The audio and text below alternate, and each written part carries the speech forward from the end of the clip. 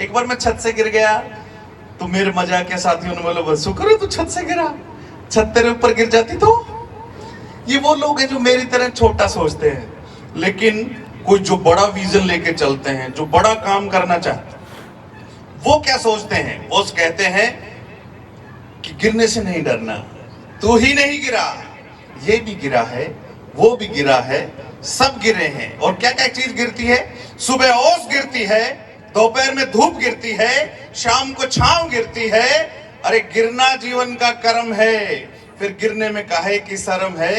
और जिंदगी के हर क्षेत्र में गिरावट जारी है, अब तो तेरे उठने की बारी है। और वो तो उठ गया था जो फिसल के गिरा था, वो ना उठ सका जो नजरों से गिरा था, जो नजरों से गिरा था। तो हम हर जगह से गिरेंगे, नजरों से नहीं गिरेंगे, अपने को मजबूत करेंगे, गिरेंगे, उठेंगे, दौड़ेंगे, जब तक लक्ष्य ना मिल जाए तब तक पीछा नहीं छोड़ेंगे। कैसे? और पुलिस वाले भाई हमारे साथ बैठे हैं, हमारे सर बैठे हैं, तो मैं इनकी तरफ से एक बात कहना चाहता हूं कि जब से वर्दी पहनी है, एक बात आपसे कहनी है, जब से वर्दी पहनी है, निगाहें मेरी पहनी है, करनी है सेवा मुझको, कितनी तकलीफें सहनी है। और जीवन है तो तकलीफें, और तकलीफें तो रहनी है।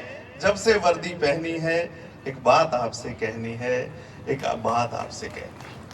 और दोनों कंधे पुलिस विराजे, दिल पे तगमे भारी, पंचधातु की बेल्ट लगी है, थामे जिम्मेदारी। तो ये पुलिस, आप सब भी पुलिस हैं जो जिम्मेदारी संभालते हैं, तो सब लोग अपने लिए भी एक बार जोरदार तालियां बजाएं।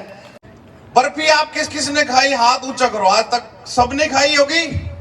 तो ये मेरा हंसी की जो मैं सुनाता हूँ, लाफ्टर, जो आजकल मेरा खुद के भी शो आते हैं ऐसे, वो एक छोटा सा टुकड़ा मैं सुनाना चाहता हूँ।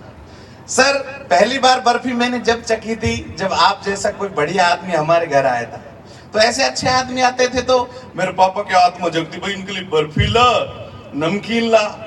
मैं लाता, पर ध्यान ये रखता ये छोड़ दे तो अपना भी नंबर आए। अब सर, कई मेहमान सारे बढ़िया थोड़ी होते हैं, कई मेरे जैसे बेसब्रे भी होते हैं। पीटीआई साहब वो ऐसे खाते हैं जैसे गंडा सचाल रहे हो। ऐसे लोगों से मुझे नफरत है। कई लोग होते हैं सर जैसे, आप जैसे पढ़े लिखे लोग, ये बर्फी को जानते हैं, मीठे की कमी को जानते हैं। ये बर्फी को ऐसे खाते हैं जैसे उसकी मांग भर रहे हो। जाओ जीवती रहो, सदा सुहागन रहो। ऐसे लोग I love very much, too much. तो मेरे पापा ने ऑथराइज कर रखा था मेरे को, भाई पाव बर्फी लाना। मैं आधा किलो लाता, बाप को क्या पता उसका नाम लिखा के क्या आया हो। फिर रास्ते में मैं सोचता, आधा तो तेरी मेहनत का बनता है। एक बर्फी ली, मुंह में घपड़ देनी भीतर। फिर मैं सोचता, ये अकेली बहन बात किससे करेगी, एक और खा ले। ऐसे करते करते पाव जीजियां पेट में, आओ बहन चुगली करें, करवा चौथ की कथा सुनाए। और फिर मैं मान के, सर मैं घर में सबसे छोटी प्लेट लेता। उस छोटी प्लेट का फायदा ये होता है कि उसमें नमकीन डाल दो, बर्फियां बुरक भी दो तो काम चल जाता है। फिर मैं उसको लेके बैठक तक जाता, फिर रास्ते में सोचता, आधा तो तेरा बनता है रे। एक आधा नजर दिया, फिर ले लिया, फिर मेहमान के सामने रखता। मेहमान खुद देखता रहता, कड़पता रहता, ये छोड़ दे तो अपना नंबर आए। धीरे धीरे बात डिस्क्लोज होगी, लोगों को पता लग गया। अब मेरी मम्मी कहती, भाई तू नहीं लेने जाएगा। मेरी लास्ट लाइन में बहुत मजा आएगा। मेरी सगाई छूट गई सर। क्या हुआ कि मैं बर्फियों का बहुत आदी हो गया। तो ऐसे ही मेरे को नोट आया, वे नौकरी लग गई। अब ऐसा कर, तू जाके लड़की जयपुर में देखिया।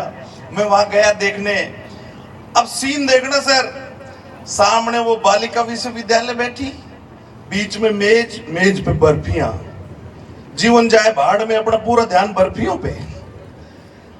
और ये पहलवानी हाथ जब बर्फियों की तरफ बढ़ता है तो एक दो पीस नहीं, 5-7 लेता है।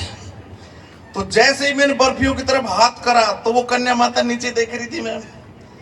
मैंने जैसे ही बर्फियों की तरफ हाथ करा, मैं कहा अच्छा मौका उठा ले।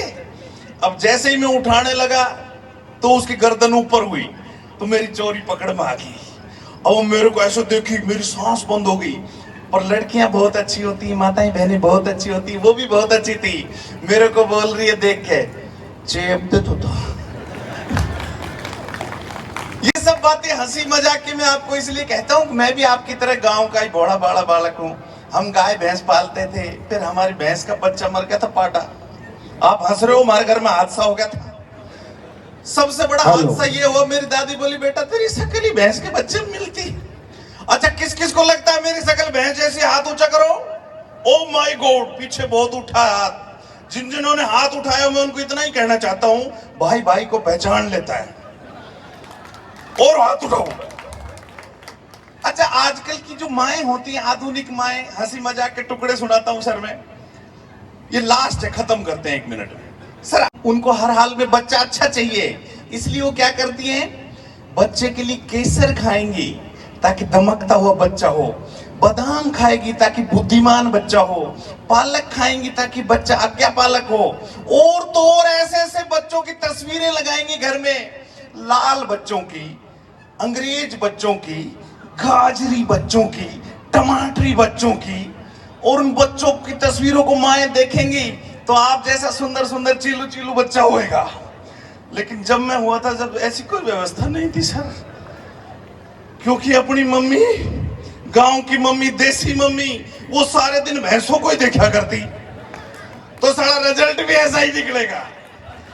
लेकिन मुझे यह सब चीज ऐसी व्यवस्थित दिख रही है, बिल्कुल व्यवस्थित दिख रही है, तो यहाँ रिजल्ट शानदार निकलता है। एक बार जोरदार तालियां खुद के लिए बजाओ। Thank you very much sir.